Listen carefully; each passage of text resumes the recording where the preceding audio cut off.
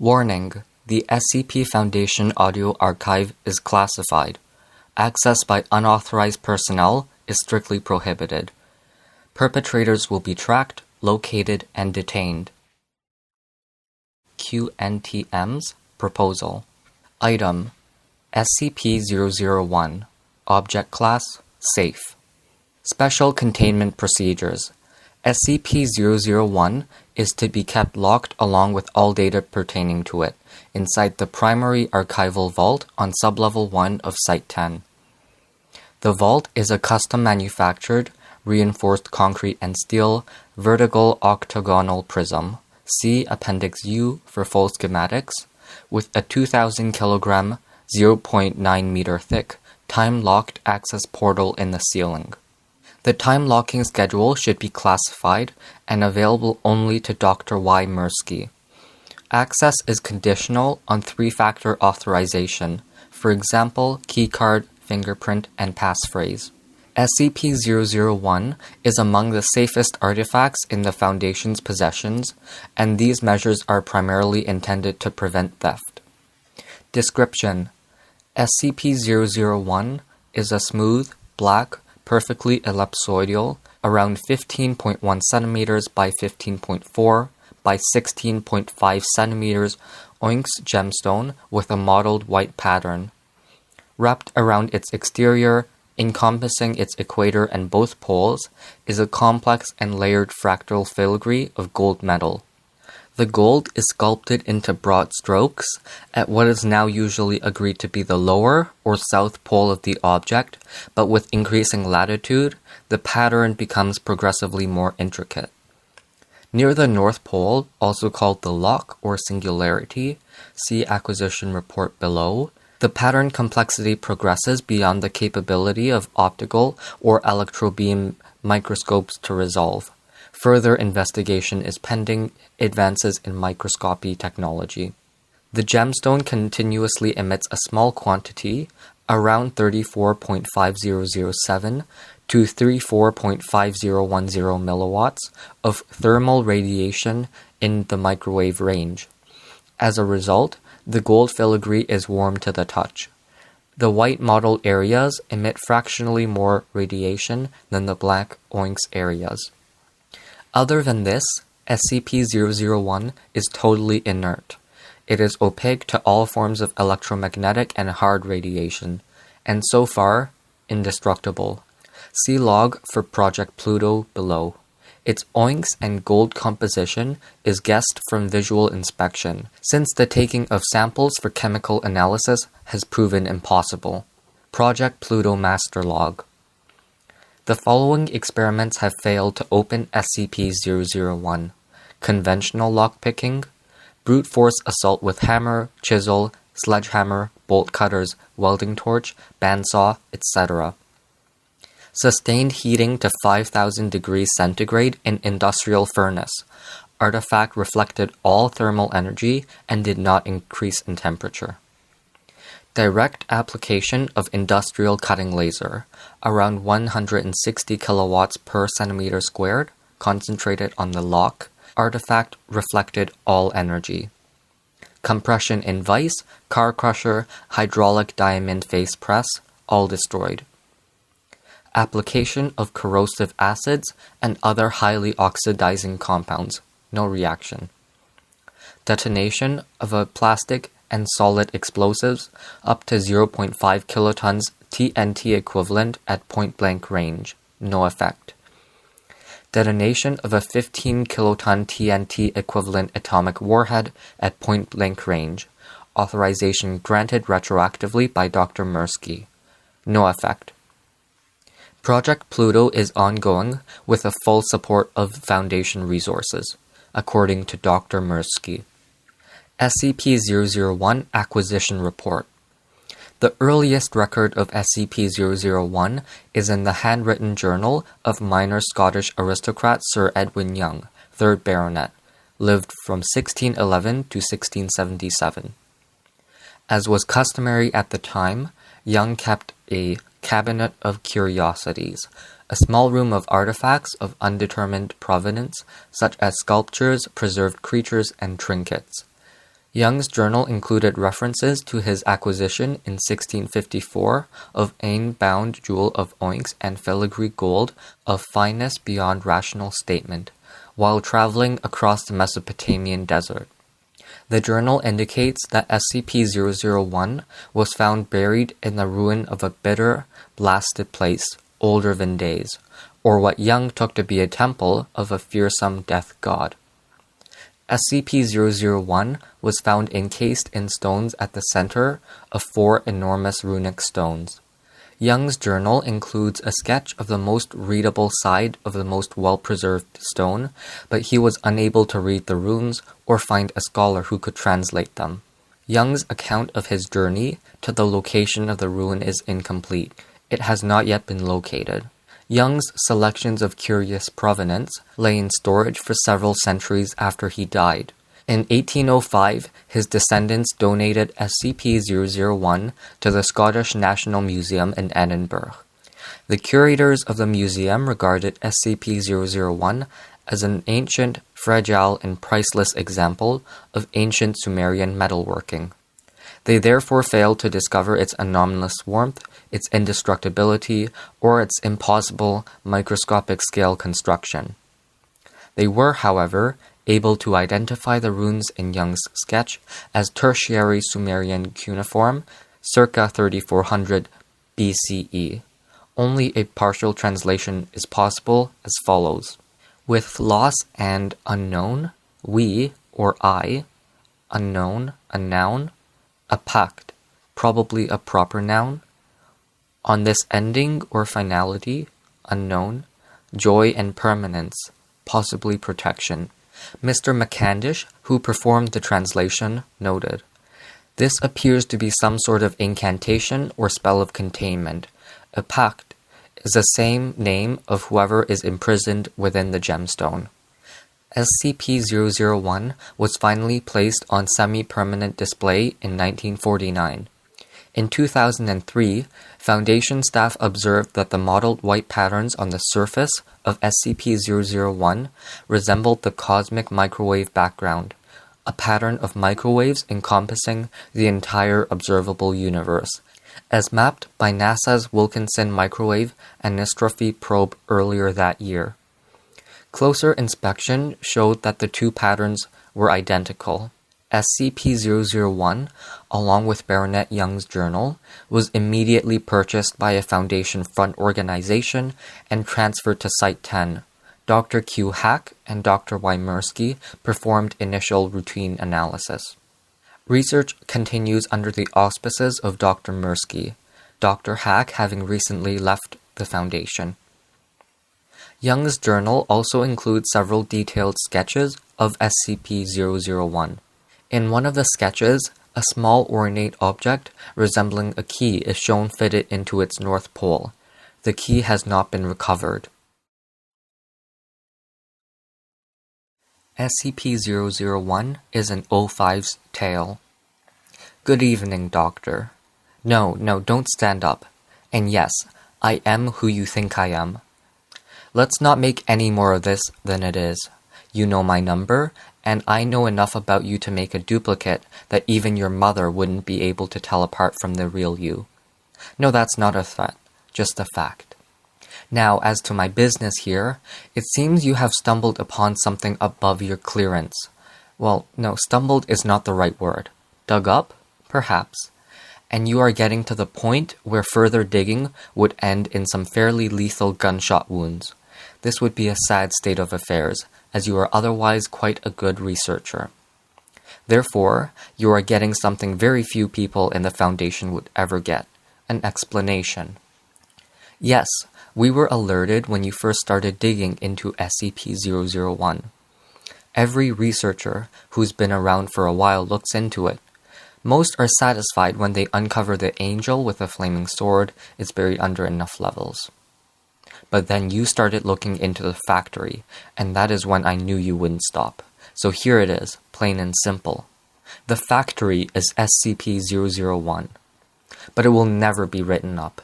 It was a choice I made early on in the creation of a Foundation, and a choice I still stand by. You researchers are far too curious. I'm not sure which scares me worst, that we'll never understand the factory, or that we one day will. Ah well, I'm sure you're eager to learn more. The factory was built in 1835. Back then, it was known as the Anderson Factory, named after James Anderson, a rather well-to-do industrialist. It was built in, well, let's just say America, and it was the largest factory yet designed, a good mile across at its widest, 3 stories tall throughout, with a special 7-story tower by the front gate that Anderson lived in. It was designed to be the ultimate factory, capable of taking care of everything, including the housing of workers. People could be born, work, live, and die, without ever leaving the confines of the factory. And work they did, on everything from cattle raising and slaughtering, to textiles, to everything else under the sun. Now, nobody knows whether James Anderson was actually a Satan worshipper. It's just as likely that he followed some kind of pagan gods. What is known is that he was very exact in the building of his factory and in the placement of his machinery within it. Survivors claim the floor was engraved with arcane symbols and they were only visible when blood flowed across them. But then the survivors claimed a lot of things. What is known is that Anderson made money on the blood and sweat and sometimes body parts of the lower class. His journals indicate he thought of them as less than human, being put on this earth only to serve his will.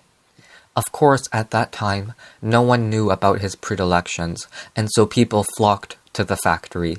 A place to both work at the same time? Well, of course people wanted in. Never mind the harsh hours, working conditions, sadistic security force, and all the rest.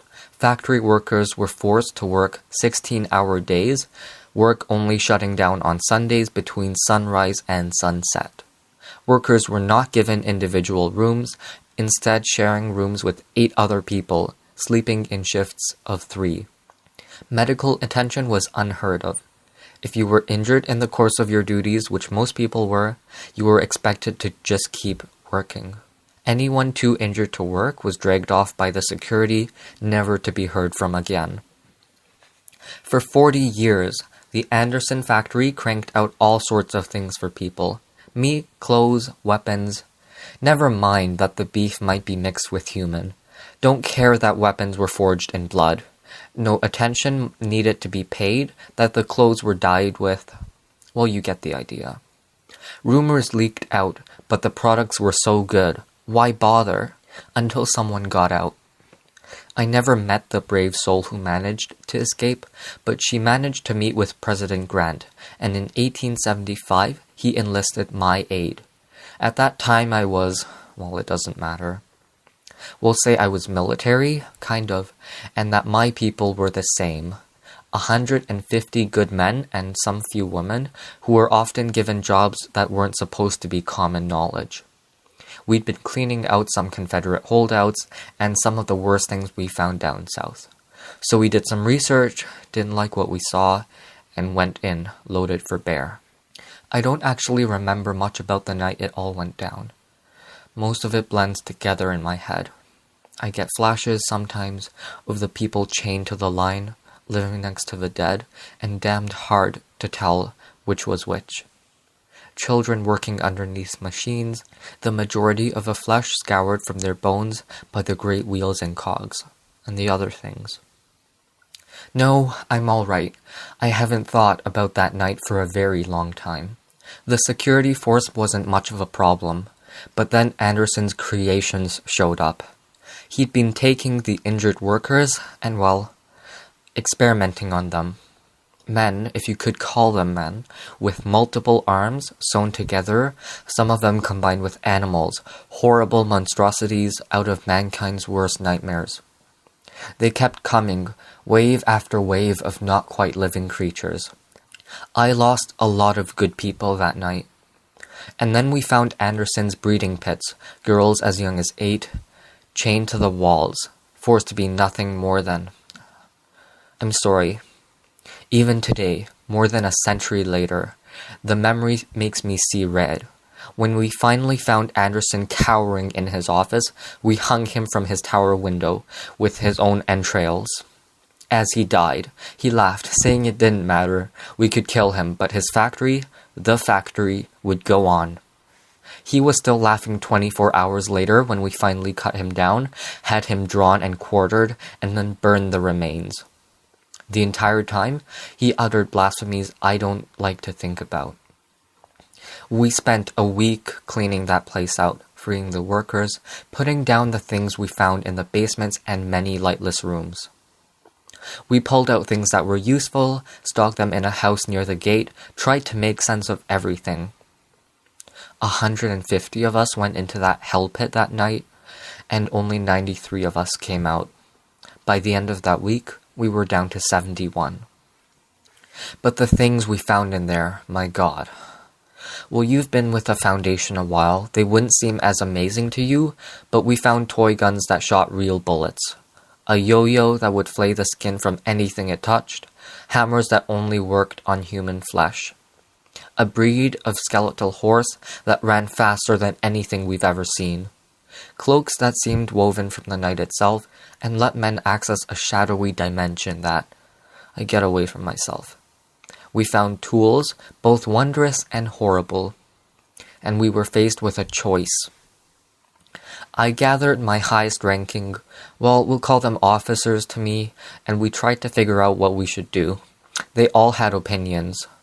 The chaplain, he had gone a little crazed, thought all of these objects must be miracles sent from God, holy relics to be worshipped. Marshall and his little toady Dawkins thought that there was a fortune to be made here, making and selling these things to the highest bidder. The Injun we all called Bass, due to his deep-speaking voice, he called these things an abomination and declared that we should hunt them down and destroy everything we could find. And Smith thought we should take this back to the president. The only one without an opinion was the old man, but he never said much of anything anyways. We argued for hours, days, trying to work it out. Me, I thought we were sitting on a gold mine, all right? But that we could use these things, these objects, to hunt down some of the scary things that we'd run into down south, the other monsters this world had to offer, and use this factory for good, as a place to contain these things, find a way to make them work for our fellow man, or at least protect our fellow man from having to deal with them. I'm sure you can figure out what happened. The chaplain snuck away in the night with his devotees, taking a couple of small items with him. Marshall we kicked when we found him abusing his authority. He promised he'd get revenge, and that little Dawkins shit let the rest of their group off with some of the juicier items. Bass and his people tried to light the whole damn thing on fire, and just left when it didn't work. And Smith left to report back to the president. I did manage to get him to promise he'd tell Grant the factory had been destroyed.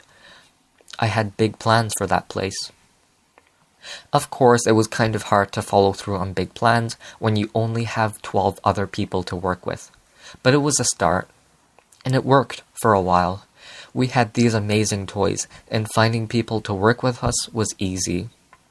Back then, going off the grid was as simple as leaving town. We knew what we wanted, we knew what we could be. Leventhal set out getting us backing. A simple invention here, some well-invested money there, it all worked out. White and Jones set out getting us other backing. In our previous work, we'd found out some interesting things about people, some secrets that powerful men didn't want getting out. And, with our new position helping keep secrets, we got more people asking us to deal with their secrets. Blackmail is a dirty word, but it works. Bright, Argent, and Lumineux got to work cataloging the items. Light and Bright's wife, the nurse, they made sure we kept ourselves healthy.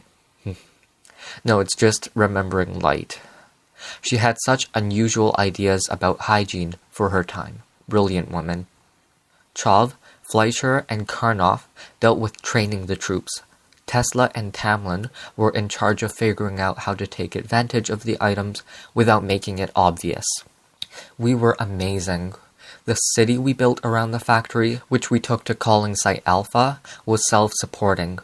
Agents, researchers, operatives of all sorts. Not by those names, of course, but those positions. We expanded. I'm sorry, I'm an old man. I do not look like it, but the body lies. The mind doesn't always remember right, and sometimes I get lost in my memories. Things get confused. But the long and simple of it is, we used the factory. It always seemed to have more empty rooms to store things in. Back then, that was a word for them. Things. No skips then, no. We thought we had the factory tamed. That's one of the reasons I refuse to quit this job.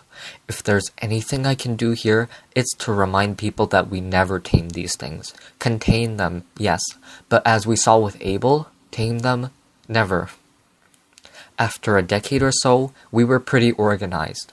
The 13 original of us were being called by numbers, not names. We knew how to make things work.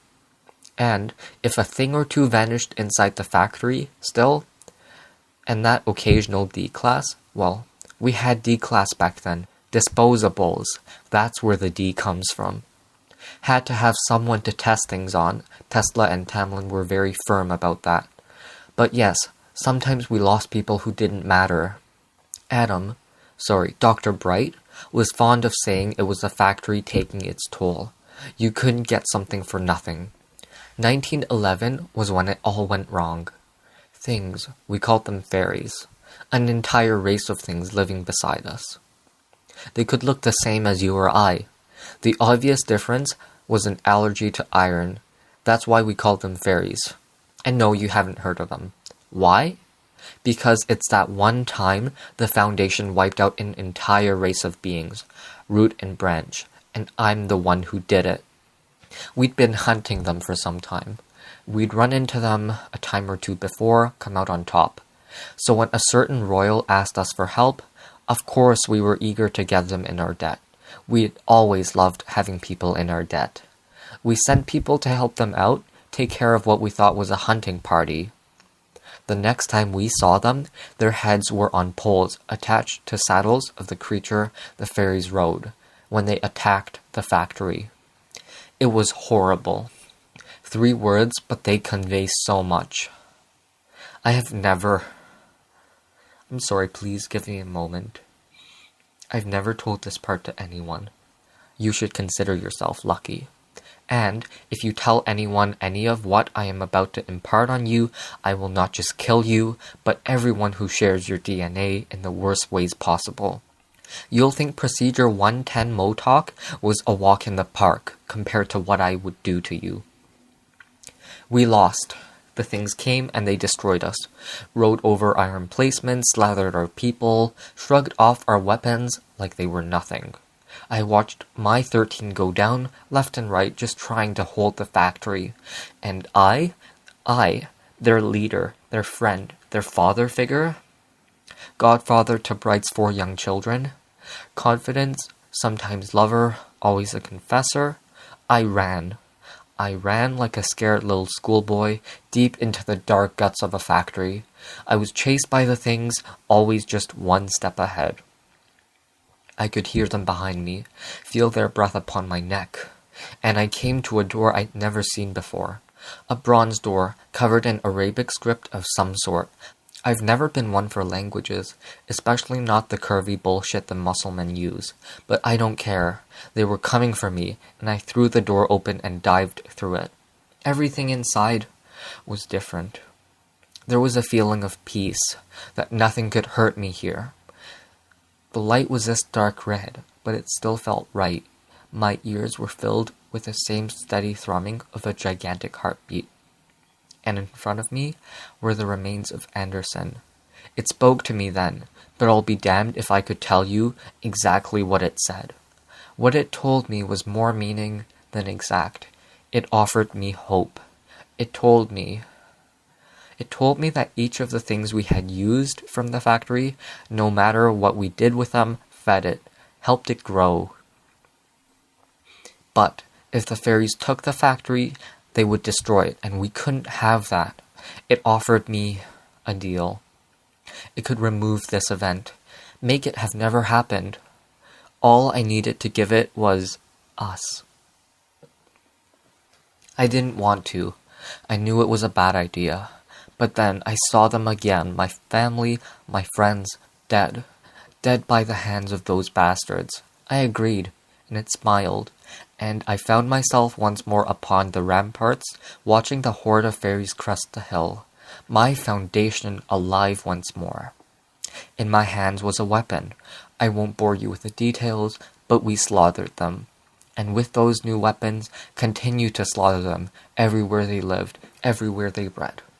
My fellow O5s questioned my decisions, thinking we should save more in case we might ever need them. I overruled them. We moved away from the factory, shut it down, moved our things out of there. We changed the name from things to special containment protocols, focusing on containing them, not anything else. The others were curious but understood I had my reasons. I boarded up the factory, locked it shut, buried it under a ton of rubble, saying it was too dangerous. I thought I'd gotten away with it. Until I found a thing on my desk. One of the old toy guns that shot real bullets, and it had the factory label on it. I've sent people in from time to time to see what it might be doing. Last time I sent people in to look, there was nothing there. We keep finding factory items out there. I can't help but think of how many more we don't find. The people who use them and keep it hidden. I think back to the body telling me how each item we used gave energy to the factory. I never asked it, energy for what? I don't think I would want to know. What do we give it? D-class mostly. Where did you think all of those bodies went? There's a place. Bodies are left, and they vanish. Everyone thinks I'm a genius for figuring it out. Sometimes. Sometimes I have to feed it other things. Researchers. Agents. They never know it's coming. It just reaches out and takes them. But in the end, we're doing more good by being here. Whatever the factory wants, whatever it is, we're doing good here, and I have to believe that. And now you know. Are you happy? I don't think so. Why did I tell you? I'm getting old, Everett. Should I die, someone will have to keep feeding it. Maybe you'll be different. Maybe you'll figure out how to stand up to it. But I doubt it. Dr. Mann's proposal. Item SCP-001. Object Class EMBLA. Containment Procedures. SCP-001 is contained on the grounds of Site-0 in a fence has been constructed around the perimeter of SCP-001's observed effects. In addition to Site-0 security, no fewer than 5 armed guards are to be present at all times to prevent unauthorized entry. The adjoining physics laboratory will be manned at all times, studying any anomalies. A small metal plaque bearing an inscription will be maintained in good condition. Any damage is to be immediately reported to maintenance. Description: SCP-001 is a circular gravel path in a wooded area.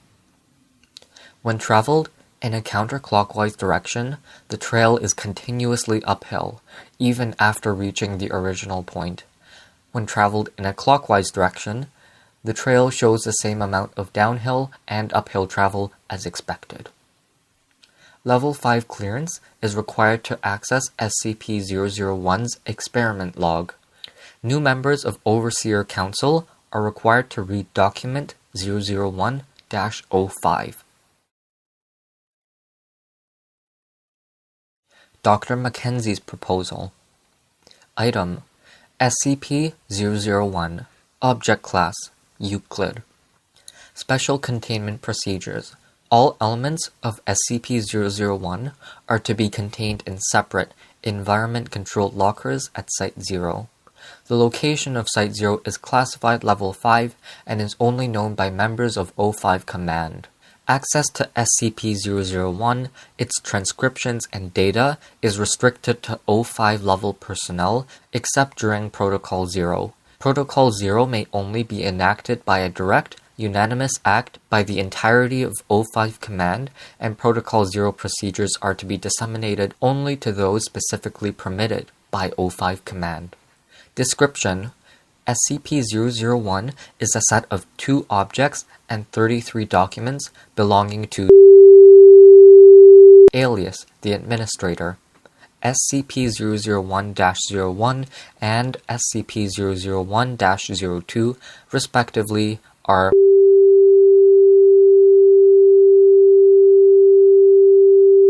SCP-001-03 through SCP-001-35 are a mixed set of handwritten and printed documents. They are normal in all respects, except that they do not show signs of aging or fading in any way, and the dating of the paper on which they are comprised has shown inconsistent results. The contents of these documents, as detailed below, consist of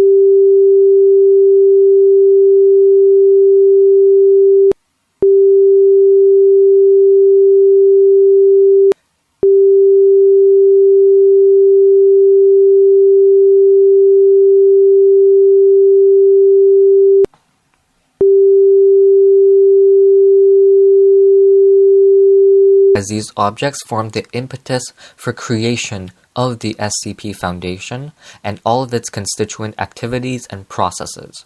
As such, this information is only to be disseminated by direct order of O5 Command as per Protocol 0. Classified Level 5 by order of O5 Command, eyes only. Authorized access of these documents is punishable by immediate termination. Addendum 001-01.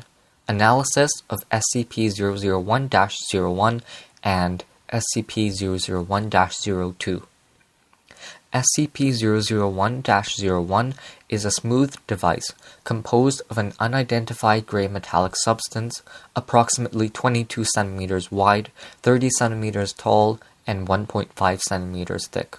It is unusually heavy, weighing approximately 8.2 kilograms. It is equipped with a small digital display and has a single opening that appears to be a type of keyed activation switch. Attempts to disassemble the device or analyze its technology have been unsuccessful so far, as there appear to be no seams or fasteners visible on the surface. Attempts to image the interior of SCP-001-01 utilizing X-ray or magnetic resonance have resulted in inconsistent results, suggesting that the device is either too dense to properly image or has inconsistent internal topography. SCP-001-01 appears to be only capable of displaying 2 indicators. One appears to be a status or progress bar with an accompanying number, currently at approximately 23%. The other indicator is a single digital counter displaying the number of SCP-001-02 is a small key composed of the same unidentified metallic substance as the main casing of SCP-001-01. It is currently assumed that this is the activation key for SCP-001-01. Addendum 001-002. Transcript of SCP-001 documents. SCP-001-03 is a personal diary belonging to the administrator. SCP-001-04 through SCP-001-35 were inserted between various pages of SCP-001-03 at the time of discovery. Excerpt from SCP-001-03, page 1. I have always hated the idea of writing in a diary. Documentation is one thing, but I guess I never saw the point in putting down my personal thoughts. The scientist in me is telling me that, someday, someone might want to know how this all started. Excerpt from SCP-001-03, page 3. They say that the first time is always the hardest. I have managed to secure funding and personnel from the federal government, and I have established an organization that will allow me to continue the research.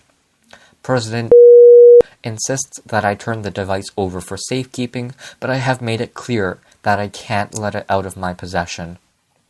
Excerpt from SCP-001-03, page 7. Progress, unfortunately, has been slow these past decades.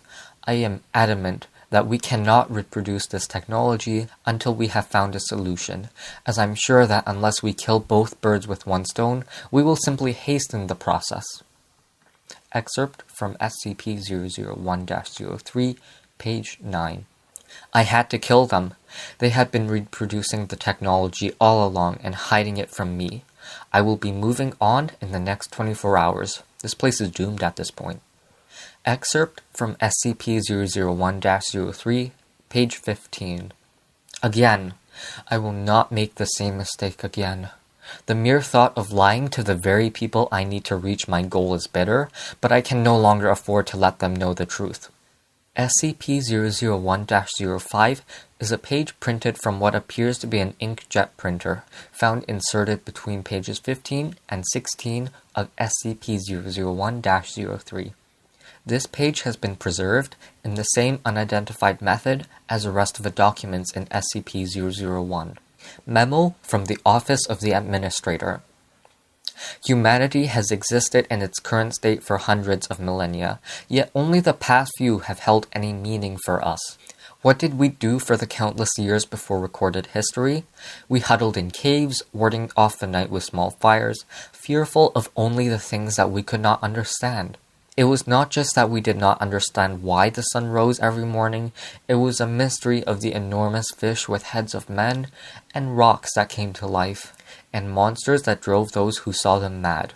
So we called them angels and devils, begged them to spare us from their wrath, and prayed for salvation. As time passed, their numbers died out, and mankind flourished. The world began to make more sense, yet the unexplained can never truly go away. As if the universe requires for more things we can never truly understand. Yet, the unexplained can never truly go away, as if the universe requires for there to be more things we can never truly understand. We will not go back into the dark, fearful night.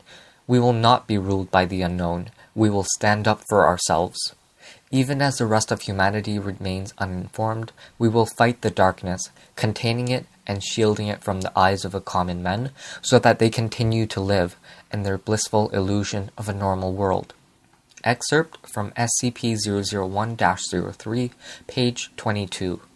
Their faces haunt me in my dreams. Hundreds, thousands of them. Ones who blindly went to their deaths. For me. Excerpt from SCP-001-03, page 28. Made a mistake. Told someone the truth the night before I left. Had to use the last of my original medical supplies. In a way, I wish he had aimed for the head. Excerpt from SCP-001-03, page 41. This one solved an equation that could set a framework for the rest of a solution. I killed them by my own hand. Could they have ever imagined that it was an act of mercy? Excerpt from SCP-001-03, page 64. I suddenly remembered today what they told me before I left. They said that I probably wouldn't see anything, that I would probably simply fall asleep and wake up again. They lied. I can see them as they are consumed by madness, as the walls of reality crack and shatter, only to be replaced as if nothing happened. I can see everything. Final excerpt from SCP-001-03, page 68. It is finally done. The equations are complete, the math is good, but it comes out too late once again. This team will not have the time to construct the solution, and I will have to abandon the Foundation again. But I do so with knowledge that no more will have to suffer the same fate. SCP-001-34 is a worn, handwritten page discovered between the front cover and first page of SCP-001-03. To whom it may concern. First, I want to say that I am sorry for everything. I have most likely doomed you and everyone you have ever known to death and destruction by my mere presence in your world. If you are in possession of and reading this document, then I am probably dead. If that is the case and I did not bother to destroy this evidence, that means I also have probably failed in my mission. This means that my responsibilities have passed on to you, and that your fate and the fate of your world are now in your hands. I was not born into your world. I am a traveler from a parallel plane of existence, an alternate reality separate from your universe. The year from which I originate is of little consequence. If I've learned anything from my travels, the passing of time from universe to universe is meaningless. What is important is that in my place of origin, mankind was highly advanced. We harnessed the power of entire stars, molded planets and moons alike to suit our needs, and even learned to manipulate the fabric of reality itself. We had conquered death through our advances in medicine and technology, and we thought ourselves master of our own fate.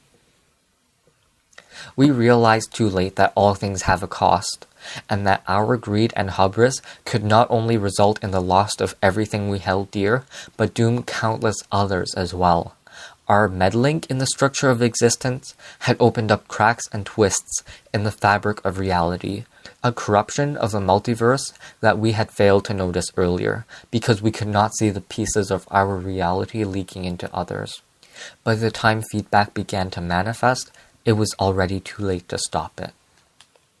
Before this corruption consumed us entirely, we came up with one final fail-safe. We would gather up what knowledge we could save and sacrifice our world to send a single individual through to the next. This could not repair the damage that had already been done, but could buy us some time to start over, to find a way to stop the corruption of reality. That individual was me.